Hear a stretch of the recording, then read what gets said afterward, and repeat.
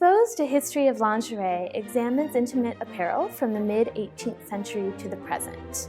I've selected about 70 pieces from the museum's permanent collection, ranging from hard lingerie such as corsets and bustles and structured bras, to soft lingerie which includes things like unstructured bras, panties, slips, etc. The selection of these objects was really fun. The museum has hundreds of lingerie pieces, many of which are very beautiful. But the research process really involved finding which of these objects was most historically important, and then selecting the most beautiful and sexy pieces from that selection. The opening space in the exhibition is devoted to pairings of lingerie and outer apparel.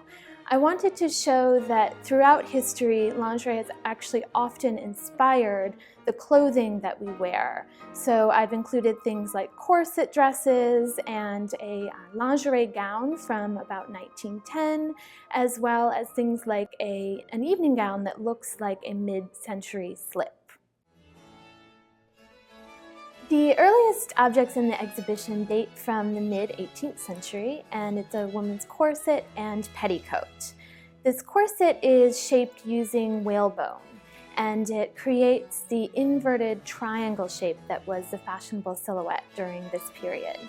This particular example is quite rare because it has attached sleeves, and this indicates that it may have been worn as an at-home garment. I like to talk about the petticoat as the earliest example of underwear as outerwear in the show.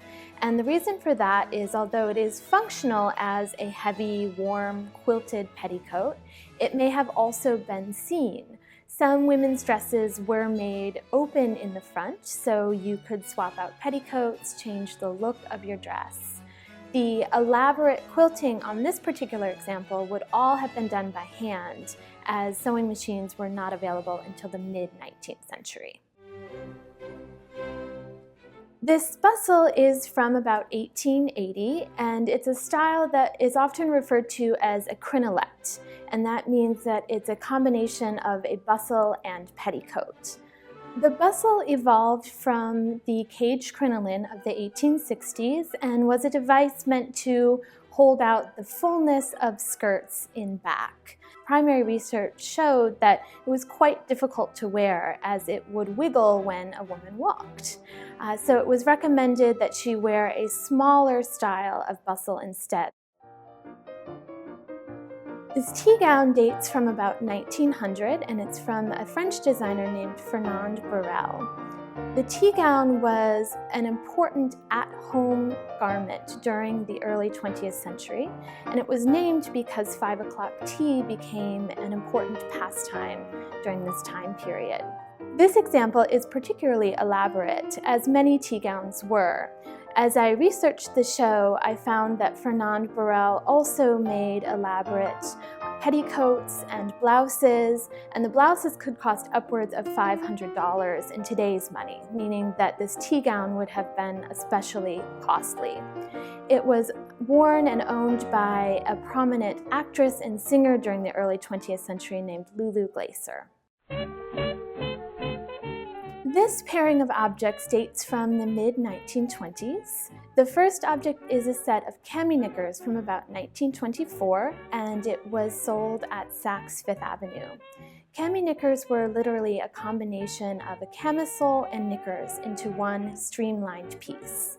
As you can see from the relatively short hemline and the spaghetti straps on this piece, it would have been ideal to wear under the tubular dresses of the 1920s.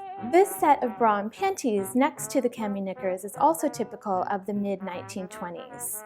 By this time period, many women had taken to wearing bras, and they were quite common in nearly every woman's wardrobe, but especially worn by young women. This object is called a corselet and dates to the early 1930s.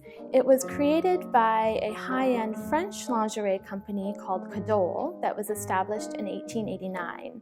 Kadal still exists today and makes custom as well as ready-made lingerie. This piece is really exemplary, not just because it's made beautifully, but because you can imagine how well it would have worked under slinky 1930s gowns. It has an attached bra, it slims the waist, and also acts as a slip. So it's really one streamlined piece.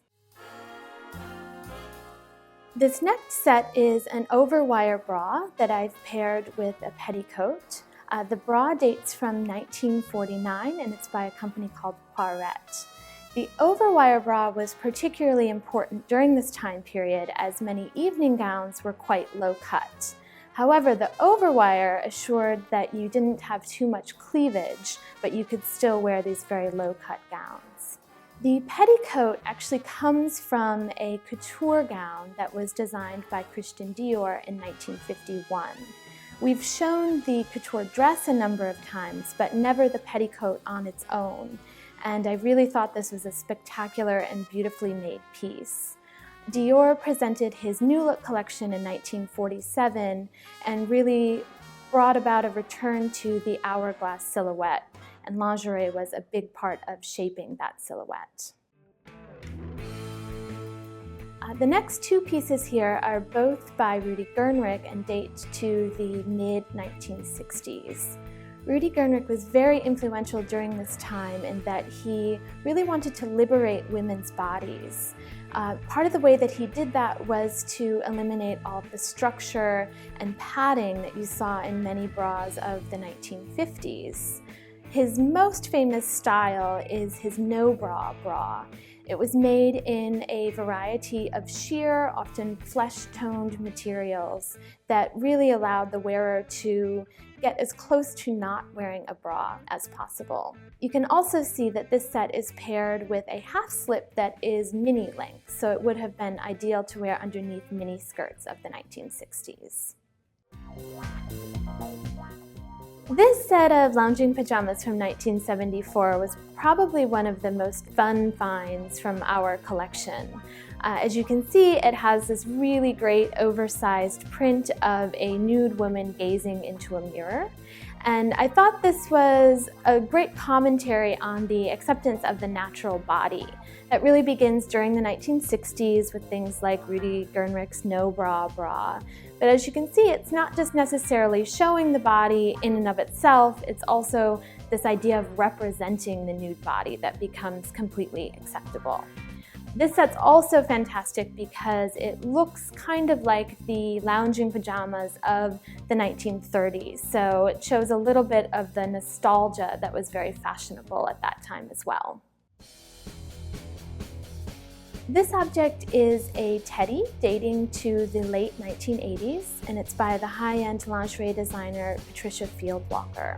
The teddy is a version of the Cami Knickers that I pointed out earlier, but by the 1980s, the teddy was typically very high cut on the leg and very low cut in front.